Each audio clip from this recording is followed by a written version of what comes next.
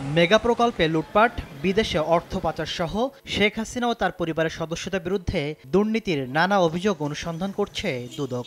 দুদক মহাপরিচালকের কাছে প্রশ্ন ছিল, বিদেশে থাকা অভিযুক্তদের কিভাবে জিজ্ঞাসাবাদ করা হবে। এটা হচ্ছে আত্মপক্ষ সমর্থনের একটা সুযোগ। আমরা আমাদের আইনানুগ যে প্রক্রিয়া আছে সেটা অনুসরণ করেই তাদেরকে অবহিত করা হবে তাদের বক্তব্য প্রদানের জন্য, আত্মপক্ষ সমর্থনের সুযোগ নেবার জন্য।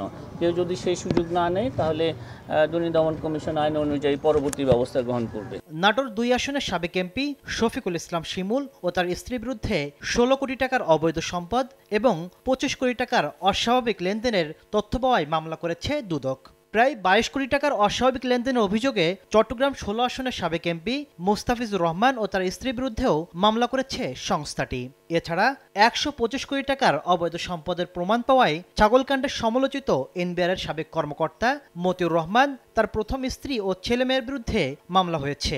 মতিউরের বিরুদ্ধে ইতিপূর্বে তো আমরা মামলার রুজু তথ্যাদি আপনাদেরকে পরিবেশন, এটা হচ্ছে তার পরিবারের অন্যান্য সদস্যদের, তার প্রথম স্ত্রী, তার সন্তান, তার ছেলে এবং মেয়ের বিরুদ্ধে তারা যে সম্পদ বিবরণী দাখিল করেছেন, উক্ত সম্পদ বিবরণী যাচাই শেষে এই মামলাগুলো তার পরিবারের সদস্যদের বিরুদ্ধে করা হয়েছে। এদিকে দুদকের নাম ভাঙিয়ে চাঁদাবাজের খবর নজরে আসে আসল দুদকের।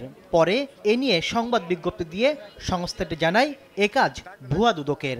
এতে ক্ষুব্ধ হয়ে প্রতিবাদ জানাতে এসে গ্রেফতার হন ৩ জন। পল্টন থানায় ৭ জনকে আসামি করে মামলা করে দুদক বলছে, অন্তত ২০০ অভিযান চালিয়ে চাঁদাবাজি করেছে তারা। তাসলিম তৌহিদ, সময় সংবাদ, ঢাকা।